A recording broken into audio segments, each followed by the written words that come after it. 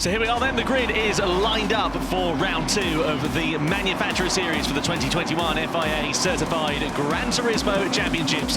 It's Takuma Miyazono for Subaru who starts on pole position.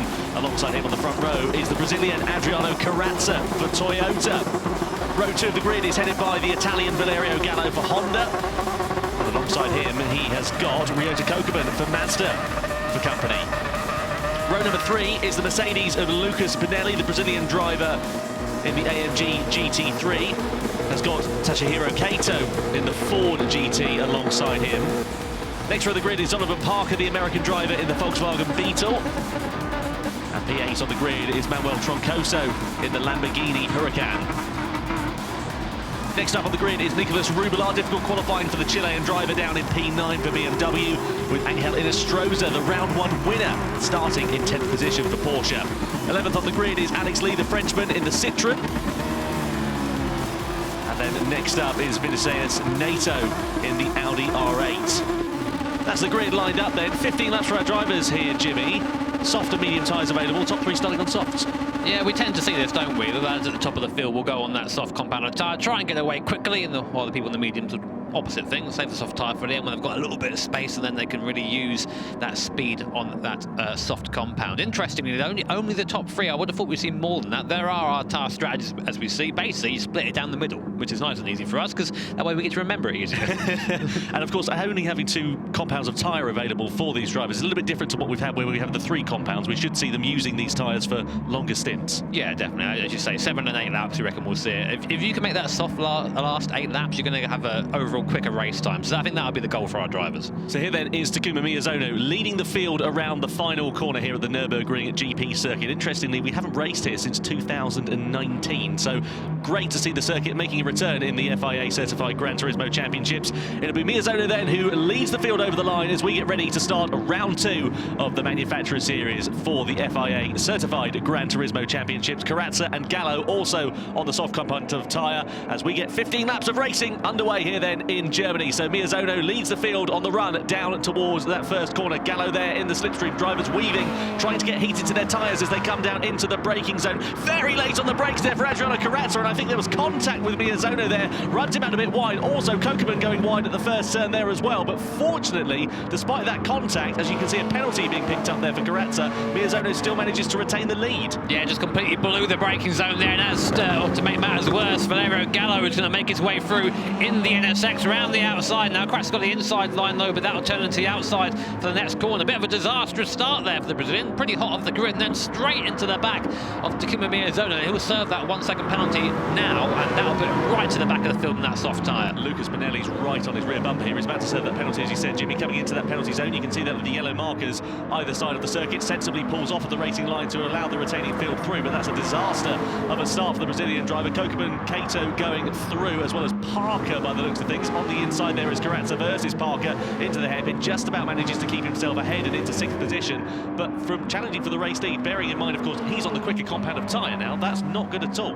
And because of that little sort of scrap with Valerio Gallo at the start there for Corazza, Miyazono's got a bit of a buffer now, already 1.6 seconds to the end of the lap, and that means he's actually out of the draft, so Gallo's now got to catch him on pace alone, so to speak, and I think Lucas Pinelli, his person, has actually benefited from all this. 3rd place onto the podium spot already. A long way to go though. Yeah, absolutely. 15 laps here at the Nürburgring circuit, so plenty of time for things changing. Just see at the top of the hill coming into that chicane, that is where the race leader Takuma Miyazono sits. Here is the recovery drive of Adriano Corazza. He's going to have to really muscle his way through the field. Of course, all the drivers in front of him, of Pinelli, Kokubun and immediately of Kato, are on the medium compound tyre, whereas Corazza is on the soft, so you would imagine that of course it wouldn't be too difficult for him to get past.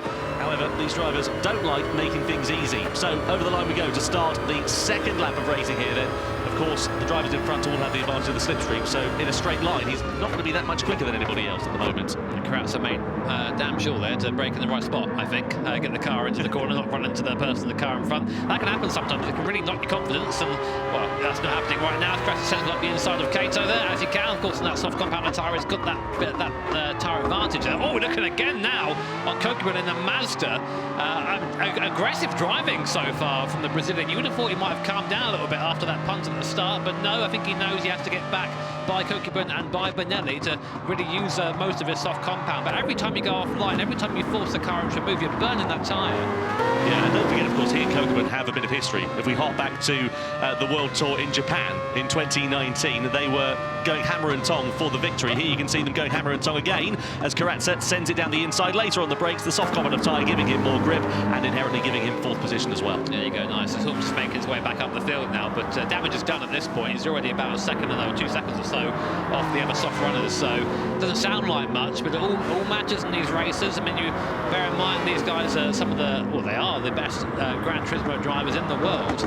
And when you put them in here, the gaps are tiny. It's 2 seconds is an age, really, as we continue watching Karatsa coming on to the back straight now. Back on board with a driver there. It's Lucas Benelli. He's our next target. We're using the toe, using the slipstream down here, preparing now for the chicane. Look to the markers on the right-hand side. We're going to use those to brake and slow us down. We brake just past the 100-metre board, throw it over the curves. Be very careful. Super easy to pick up a penalty through there if you're putting a bit too much pressure on the curbs, and then use all this outside curb to then turn the car into the right onto the pit straight. This is a very important corner because, as we always say, you lose some at the corner, you lose it all the way down the straight, but Karatsa is gaining. Yeah, absolutely right. I want to have a quick talk about Angel Nostroza, down in P9 at the moment in the Porsche. If we look back to round 1 a month or so ago, he won that in dominant fashion, took pole position, took the win, and was never really challenged throughout the entirety of this. What on earth is he doing down in P9? Well, one of the great things, Tom, about the manufacturer series, in my opinion anyway, is the different cars suit different circuits. Maybe around here that Porsche just isn't quite gelling the same way it did at Suzuka. But also it might have been an off day for Angel. He didn't qualify so well. He's had to come back through the field there. But keep an eye on him though. We know he's a quick guy, so we'll probably see him come back through the field. Great scenes, great pictures here from the back of Lucas Benelli in the AMG. Good job hustling that Mercedes up into 3rd place and keeping it there. Of course, it was sort of Karatsa's fault that put him there in the first place, but coming back strong, Karatsa. He's not letting the top 2 get away, and now I think he's going to try and size up a move here on Benelli coming down to the hairpin. Will he go over to the right-hand side of the course? He does, but a little bit late. A bit of a half move there by Karatsa. I'm not sure there was contact. I think Benelli sort of saw him coming and opened the steering a little bit to avoid contact, but that was a little bit clumsy. Yeah, not ideal there for Karatsa. He's just been a bit scrappy. Either way, he's now up into 3rd position. I wonder whether the stewards are going to be having a look at some of his etiquette of driving over the first few laps, because he has got his elbows out, and, well, it's not been ideal for him. He's now 3 seconds back of Valerio Gallo in 2nd position. No such problems for this man here, the race leader, Takuma Miyazono. Of course, Subaru, the Manufacturers Series champions of 2020, finished 3rd in round 1, did Takuma as well. Great to see him up the sharp end of the field, and he's got those 3 World Tour points in the bag already, and if he carries on as it is, he'll be set to take another 3 points. Valerio Gallo, though, he had a dog's day in round 1, finished 9th on the order, and he's just picked up a penalty there as well. That will be for exceeding track limit. It's automatically given in game there for that, so he's going to have to serve that in the next penalty zone, which is going to drop him a little bit closer to Karatsa and a bit further away from the race leader. I would find it interesting watching Valerio Gallo, because on his own, when he's got no one around him, he is fast, he's very quick, but then I think he is so sensible to a bit of pressure lock-up there on the way, and that's interesting to see. A lot of these guys often run ABS in these things. Of course, they do have ABS, as the real-life cars would have as well, but sometimes they often turn it off, and there, Gallo there, just snatching the inside tyre there, easy to do that. But you see that pressure, he's now pushing a bit harder, and when you start pushing a bit harder, the car starts sliding a bit more, you start putting the car over more of a circuit, and in a reality here, that's a 1 second penalty. Doesn't sound like much again, but you're going to see the impact. It isn't 1 second, that's it. It's you slow down for 1 second, and then you get back up running again. So it's more like 2 or 3. Yeah, absolutely. Coming into the penalty zone there now is Valerio Gallo, so he's going to drop a second back from Takuma Miyazono. My apologies, by the way, I got the points incorrect. It's Subaru who have 1 point on the board and will be set to take another 3 as it stands, as it was. Of course, it was Team Porsche that won round 1 of the World Series about a month or so ago. Another penalty there picks up for Adriano Karatsa. You can see that on the tower graphic on the left-hand side of your screen. That's indicated by the red dot, and presumably, again, that'll be another track limits indiscretion there for Karatsa. So well, he's picking up the penalties pretty fast, unfortunately, but not positions at the moment. Well, he's won something in this race, which is the penalty league. He's won that. Good job, mate. He's always been good at taking penalties, so that's not a bad shout. Yeah, that's all right. So midfield now. I say midfield now. This is battle for 4th and 5th. These are the lead medium runners. So these are the lead of the alternate strategy, so to speak. Well, the main strategy. There are more medium runners than there are soft runners. On board now with Ryota Kokibun. Very, very quick driver. One of the best drivers in Japan as well. Now hustling through the chicane.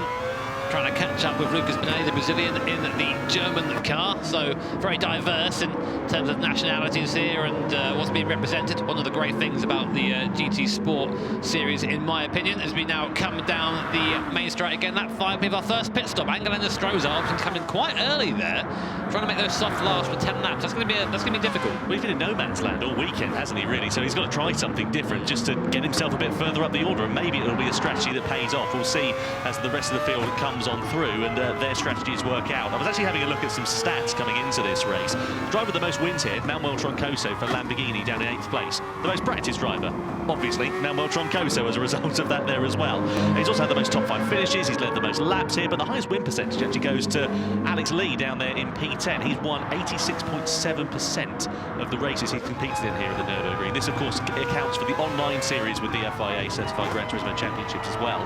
So it's just interesting to see how that is, and of course, doesn't necessarily mean that just because you've got the highest number of wins that you're going to be performing that well under race conditions. Carrazza, meanwhile, serves his penalty, and that's going to allow Lucas Benelli to pull alongside into the braking zone of the hairpin. Side by side they run, Mercedes versus Toyota. Kokeman fancies joining the party, Benelli up into 3rd position, so it is the Mercedes ahead of the Toyota, the 2 Brazilian drivers jostling amongst one another, and now Kokeman can sniff an opportunity to get himself to 4th place here. Yeah, we'll see. Will he try and follow Carrazza through? Carrazza's going to be inside here. He wants to try and get the move made as soon as possible. Varvasen will go straight into the back, late on the brakes there, tries to downshift to try and slow the car down on the engine braking, but goes straight into the back of Benelli, and there you go, a 1-second contact penalty there. You're going to be more careful than that. I think got a bit too excited about the prospects maybe getting through, and a rare mistake really from Kokeman. We don't really see that from him, so obviously he's feeling the pressure too at the moment. Benelli almost looking to try and get back by Carrazza now. Those soft tyres on Carrazza's Supra are going to start feeling a little bit second-hand at this point. It's going to start wearing away, and the medium, whilst wearing a little bit slower, might start to match in performance. As you're seeing again, Carrazza being just harried there by Benelli behind. Valerio Gallo into the pit lane as well. The first of our soft runners deciding to come in to get rid of that and go onto the medium. Yeah, sensible there for Valerio Gallo to get himself out of the traffic rather, as he comes into the pit lane, then onto the medium compound of tyres with 10 laps remaining. Of course, these are the more durable compound. They're slower than the softs over the course of the race, but the crucial thing is where's Gallo going to emerge in relation to the rest of the field? Vinicius Neto was not too far up the road from him, so it could be interesting. He's got 2.4 seconds to Neto now, so that's enough of a buffer as it stands, because you'd imagine that the rest of the medium runners who haven't pitted so far are going to be coming in very shortly, so it shouldn't affect his race there too much as he's now out on track on the start of lap 6. Kokeman's picked up a penalty then for that contact into the back of Lucas Benelli on that last lap. He's going to drop back from this field, and that's going to really scupper his race and could make things quite interesting when it comes into the pit stops and when he comes in, as to where he's going to emerge out from the rest of the field and making their stops. Yeah, it's always tricky to predict those things. What a lot of people maybe don't know is when you're driving these events, you are effectively doing 3 or 4 roles at once. You're the driver, you're the race engineer, and also you're the strategist at the same time, which can be quite tricky when you're out there. That's why I think our sim racers maybe don't get as fair a rep as we should get. But we'll see what he does. I'm interested. Interestingly, with Gallo as well, he has come out in traffic actually. He's going to catch Neto and Lee unless they pit this lap. So it's either going to be a master stroke or not so much. But again, you're just sort of rolling the dice a bit there when you make that pit stop. The thing is with Carrazza, he's kind of in the unfortunate position here because he's going to emerge out close to Benelli, close to Kokeman. Of course, they're all going to be on the soft compound of tyre, so he's going to be on the slower compound, which is why, if you're on the softs, you need to make hay while the sun shines on those quick tyres and pull a gap to everybody else. But like this lad here. Exactly, yeah, like Miyazono has just been in a different postcode to everybody else, hasn't he? Do you know why? He's just kept it clean. Other people have had penalties. He's not. He's gone around, driven his own race, just focusing on his marks, and we haven't spoken about him too much at the moment, but that's because there's been nothing really to talk about. He's been driving away at the front. He's got an 8-second gap at the moment over Carrazza. Of course, he owes a stop to his closest competitor, which is Valerio Gallo, I think. We'll see how that ends up, of course. But you see, Gallo is now starting to get into a little bit of traffic. He's now only a second behind Neto as well. We'll keep an eye on it. Here comes Kokeman, in for the pit stop as we thought he would be. Onto the softs now, and going to try. Has he come out into a little gap? Hopefully, for his sake, he has. Nope, there he goes. He's now behind a couple of other drivers as well. I think I saw Jonathan Parker right did there. Oh, right on the apex there. Kokuman wants to get that move done as soon as he can. He's on the fast tyre now. Good gets that done. And now Angel Inestrosa in front of him now on that soft compounder tyre. That'll be interesting to see who comes better than that. But Inestrosa, what a race from him. He's now ahead of Kokuman, who is running 4th position. So he's really had a good comeback. Yeah, nicely done there for Angel Inestrosa, needing to do that really, because as we said, he's not really featured too much in this race. Once the pit stops all work out, we'll see how it does work out in terms of the race conditions then. But you can see the drivers on the tower graphic on the left-hand side of your picture who haven't made their stops. Here's Valerio Gallo on the back of Vinicius Nato, both on the medium compound of tyre, but Gallo's of course a lot fresher than the Brazilian drivers, and you can see that as well. So much more confidence under braking coming into that hairpin. Coming into the Michael Schumacher S, it's going to be very much one at a time through there, but I reckon into the left-hander at the top of the hill, turn 13 is where we could see Gallo try and pounce on the back of Nato in the slipstream, then pulls to the inside. He's going to have a lot more grip under braking. Here is Gallo in the Honda. Down the inside he goes and into 6th position as well. See how aggressive Gallo is driving. He's just stabbing at the throttle, just trying to get a little bit more rotation as we go through the S, and Nato in the background. Oh, he's sideways there, trying to follow Gallo's line, but doesn't quite have the grip. This is the man right now who knows he has to push. So Gallo on a charge at the moment, but he starts to make those medium tyres last. They will fall off as well towards the end of the race. Takuma Miyazono into the pit lane. Into the pits there he goes, onto the medium compound of the tyre. Karatsa following suit as well. And let's see whether any other drivers are going to. Yeah, a lot of medium runners going to be coming in now as well, presumably. Benelli, Cato, Rubilar, Gallo has already pitted, of course, Gallo there. So 4, 5 drivers into the pit lane. Where are they going to emerge in relation to the rest of the field? This will be crunch time then. Here is Takuma Miyazono, the race leader. He's surely going to have enough of a buffer compared to everybody else. He's ahead of Nicolas Rubilar. He's ahead of Valerio Gallo as well. Of course, Rubilar, the only driver who's kind of out of sequence, who hasn't pitted, doesn't hold up too much of a challenge there for Gallo. Releases the Italian into clean air, and the gap sits at 2.7 seconds with 8 laps now remaining. What a shame to see Nico Rubilar sort of just roll over like that. What's happened to Rubilar? He used to be someone who's at the top end of the field, but he's just lost that fire recently. And maybe these things come and go, form ebbs and flows, but right now not so much of Rubilar. But here we are. What a fight this is! Looking back from Adriano Carrazza in the Toyota. Behind him we have soft runners in Inestrosa, Kokuman, Parker, and I think also Troncoso is there in the background in the Lamborghini. Someone definitely to watch. We know how fast he is in that thing, and he's being absolutely pressured at the moment. He's holding this group up, and Inestrosa, what a drive from Angel right from the back of the field. Right now he's +5, and I reckon he's going to be +6 very soon. Will he ever move down into the hairpin here? No, he doesn't. If anyone's going to drive defensively and drive defensively well, it's going to be Carrazza. So these guys are going to have their work cut out for them. Yeah, let's see what's going to happen then. Coming at the top of the hill in towards that Schumacher S. It's turn 13, where I'd imagine the moves are going to be made, if not the chicane of the final corner as well. Through the right-hander they go, up the top of the hill. Not quite close enough to mount a challenge then on Adriano Carrazza. Carrazza just positioning his car well. And the thing is, he's not defending clean air as it stands at the moment. He's just driving his normal rating line, parking it on the apex, and not allowing an opportunity for Inestrosa and Kokuman to find their way into the passing opportunities. Can't help but root for the Beetle. Go on, Beetle. Go on, get in there, mix it up. There's no bias in this commentary box at all, by the way. I just like the Beetle. I like them all, really. But on board now with Kokuman into the last chicane. You can see it is very much one at a time through there. But you can also see how easy it is to pick up a penalty if you're a little bit too sharp on one of the corners. We're on board still with Kokuman. Rubilar into the pit lane, but that's not really having much of a change in the race standings from here. As we go down the pit straight once again, this is now going to be the best chance for Angel to have a move. He's right in the toe of Carrazza. He must surely either goes to the inside line. I don't think there's much really Carrazza can do here. On the brakes late, Kokuman's going to try and follow him through. Goes down the centre of both of them. Contact pushes Angel through. That helps him. And there goes the Beetle. There goes Jonathan Parker, really making advantage of that situation. Round the outside, another penalty for Kokuman too, but we're still looking at Parker and Carrazza. Carrazza trying to defend on the inside. Parker's on the inside with this right-hander though. And there you go, the Beetle is by, up into 4th position. That's the second time we've seen Kokuman make a complete haulix of the braking zone there for the Brazilian driver. Not ideal at all. Carrazza though is going to try and fight back on Donovan Parker into the left-hander. He won't have the grip under braking in the corners to try and use it. And the thing is with Carrazza, as we said, he started on that soft compound of tyre. He's going to potentially finish in the lower half of the top 10. This is really disappointing for him. Kokuman serves his penalty then, pulls off the racing line very sensibly there. That's going to allow the rest of the field to come through and makes it from a 3-car train trying to challenge Carrazza to a 2-car train. But either way, the Brazilian driver definitely on the back foot here, and you think it's probably only going to be a matter of time before Troncoso in the Lamborghini and Benelli in the Mercedes are going to be right on the back bumper of him and trying to challenge. It's just been a sloppy race for Carrazza all out, really. I mean, he's now looking to maybe try and get by Parker again. Oh, well, he's going to actually give it a go. Oh, come on, mate.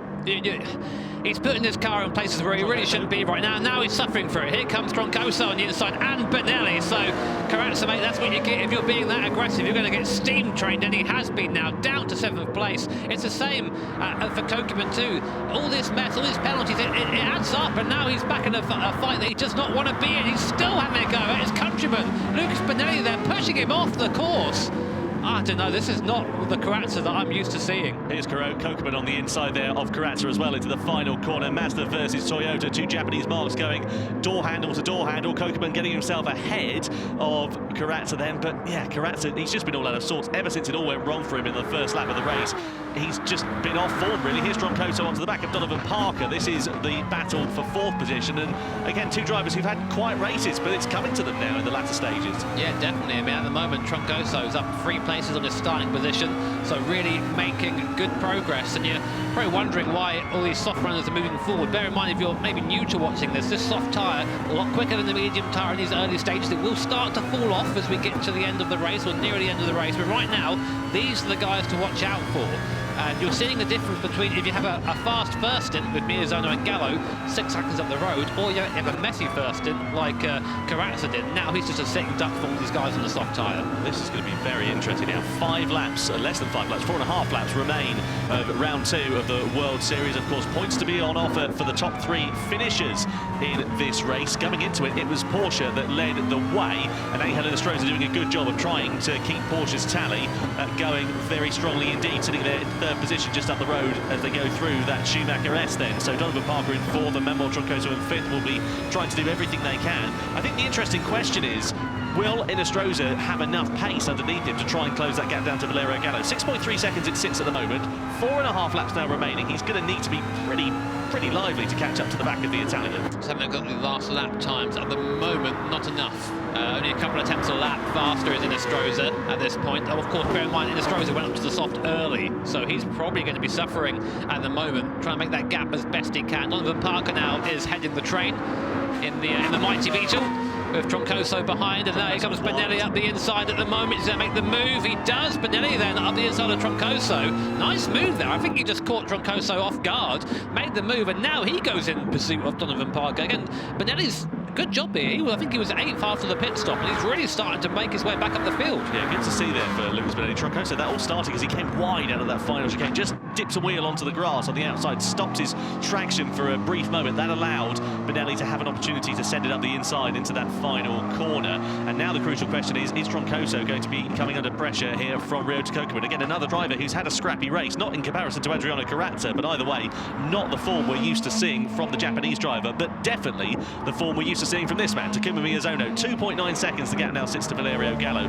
I mean, he's just in a class of his own as it stands. I'm fairly sure Miyazono is driving the equivalent of having your feet up on a desk and relaxing at the moment. He's out there just doing his laps, no pressure. He's got a 3-second buffer to Valerio Gallo. All he's got to do is drive around as he has been doing. This race is going to be his, but you never know. Gallo might find a bit of speed. Miyazono might make a rare mistake. We've seen a few mistakes from drivers we're not used to seeing. Kokeman, of course, being one of them, as we're now on board with the Japanese driver behind Troncoso. V10 versus Rotary. I can get on board with that. I can get on board with that, definitely. Through the Schumacher S, using all the curb on both sides now. Good place to try and set up a move if you're feeling lucky. Benelli there, maybe looking for that move on Donovan Parker in front. I think in the background, maybe. Kokeman has gone for the move on Troncoso. So Kokeman up now into 6th place. But we're still focusing on 4th and 5th. And this might be a run for Benelli here down the straight into the toe. Will he ever go into the chicane? So side by side they come. Benelli on the inside, then he's in at the outside line into the chicane, but he's got more traction. Donovan Parker doesn't put up too much of a fight going into the braking zone. He's certainly been the quicker of the drivers, and Benelli, because of course Enestrosa in front is on the worn soft tyres, is going to be really close and potentially on for a podium in the Mercedes here. That's as good a form as we've seen for Mercedes for a long time. Yeah, this is interesting because Benelli has the speed right now. Enestrosa, it's been a great race from him, but those tyres have got to be complaining at this point. He's been on them for 7 laps already, and we think that's about as far as they'll go without degrading.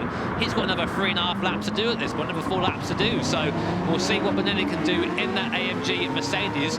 Usually we see these front-wheel drive cars being a bit understeery at this point. We'll see all the weights over the front, big engine at the front there. There's a V8 in this thing, so it's not a small engine, big old displacement as well. But going well so far. Donovan Parker also, again, a driver to mention. should have been a good race for him, actually. We're not, you know, this is a much improved Donovan Parker over round 1. So great to see that Beetle up there and doing well as we come now through this first sector. Definitely stands out compared to the other cars, doesn't it? Yeah, it certainly does. I mean, I'm just having a look at some stats here for Donovan Parker. I mean, he has been incredibly impressive in the online events that we've had, of course, having competed. Let's come back to that in a moment, because here comes Kato on the inside of Troncoso, then into the hairpin, side by side they go. It's Ford versus Lamborghini, and it is the Ford that gets himself ahead, though. So Tatsuhiko Kato is up into 7th position. That was a very authoritative move. Can I call that in dirt racing? Slide job, that was. He was up the inside, blocked the line, and that's it. Awesome block pass there by Kato. Good to see him also moving up through the field. Well, that Ford GT, probably the oldest car in the field. That thing came out in the mid-2000s, I think. But great, this is what I actually enjoy about BOP, is it brings all these cars back together. So Benelli in the tow behind Inestrosa. He is a lot closer now, a lot closer. That gap was 1.6 seconds, I think, by the start of the lap. It's now 0.3 of a second. So I think that Inestrosa, I think his tyres are given up. It's been a great drive by the Chilean, Chilean driver, sorry. Is he Chilean? He is Chilean. I forgot for a second, sorry. But it's been a great drive for the Chilean driver, is what I was going to say. But I think now at this point, he's playing his hand a little bit too early, and Lucas Benelli in the AMG Mercedes has his number. And he goes defensive, though, to the right hand. And will he be able to keep the line? Benelli's going to try for the long way around. Not usually a move we see. Is he going to make it work? Oh, wow. Cuts in front of Angel Inestrosa. It's going to be on the outside here, but no, can't quite make it work. I thought he got that done there. That would have been moved of the race easily. It certainly would have been. The thing is, the camber drops off at that first corner, and it's just a little bit too late for Benelli to find his way through there on Inestrosa, but he's now right on the rear wing once again. In your sense, it's probably going to be a move down into the hairpin then for him. Wide there for Inestrosa once again. He's really beginning to struggle, kicking up a bit of dirt there as well, so it's not good for him. And of course, Benelli behind him has the advantage of the slipstream, and just look at how much more confidence he's got under braking and flicking it through to the left, then into the right. He's almost on the gearbox of that Porsche 911 as it stands at the moment, and you sense that Benelli is going to try and find his way through.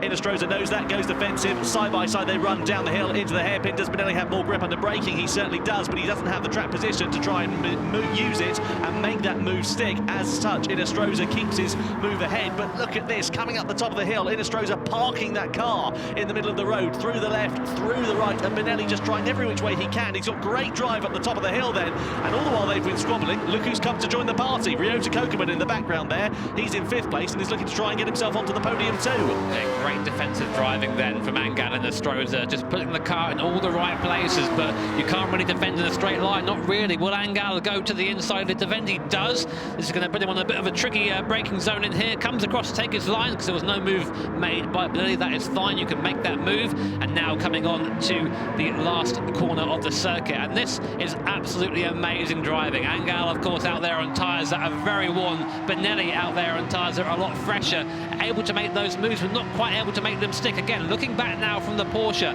Angel going defensive early, Benelli following him, using the toe, coming down to T1, just going to try the outside again. Can he make it work this time? They're side by side on the way in. Angel's going to keep that inside, keep that camber, forces Benelli wide. Now Kokeman's in there as well, so you've got to be very careful now, Lucas. You've got a Mazda there on your outside as well, coming through the stadium. Kokeman's going to try the long way around, going to run out of road there, mate. He does.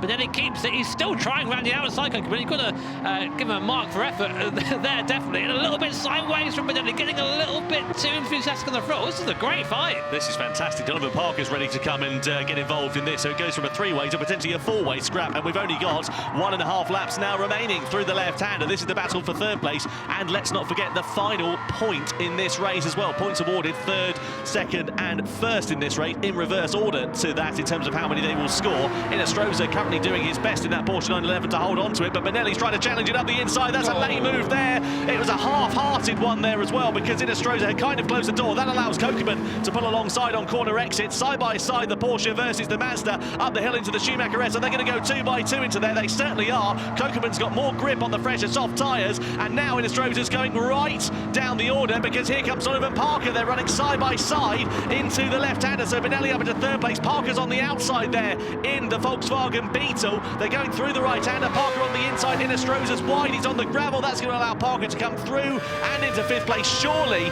but very close racing and very close quarters indeed. And we thought Benelli might have the podium position done, but Ryota Kokuben is doing everything he can to try and get himself up into 3rd place here. Yeah, I don't know about that one, a little bit too rough for my liking, but the stewards I'm sure will have a look at it. And I think what happened there is basically where he was biffed wide, the tyres got scrubbed, overheated instantly because of how worn they are, and he just had nothing to defend with. So now it's Benelli and Kokuben for the last spot on the podium. Both of them very experienced and very fast drivers as we come now down towards T1. The AMG's got a bit more grunt than the Mazda, it seems, coming down to the first corner, but Kokuben on the brakes absolutely superior. Look at that, almost running into the back. In fact, does, I think, run into the back of Benelli. That's been his favourite trick this race for Kokuben, running into the back of the car in front. Parker back in the background, and Keicho through into 6th as well, but Angao is not finished, so still falling down the order, but he's going to fight every step of the way. Yeah, Keito's just really come alive in the last stages of this one here. I mean, if you're in a Stroza, you've tried as hard as you can, but it's just, unfortunately, just not going to be good enough at this point, really. He's just not got the grip underneath him to try and hold off the charge of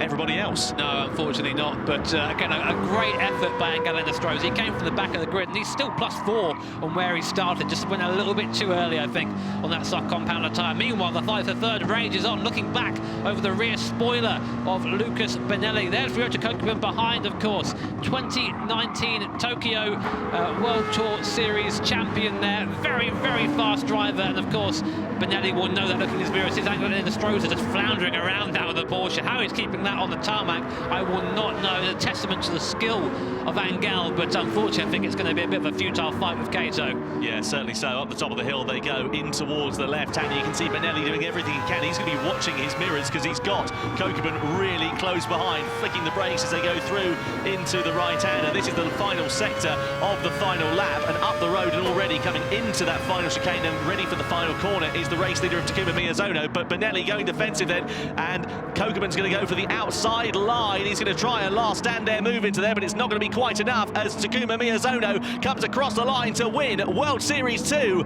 of the 2021 FIA Gran Turismo Championships in the Manufacturers Series. Valerio Gallo for Honda comes home in 2nd position, and Lucas Benelli, by the skin of his teeth, is just going to hold on to 3rd place from Ryota Kokuben's Mazda in 4th, ahead of Donovan Parker finishing inside the top 5.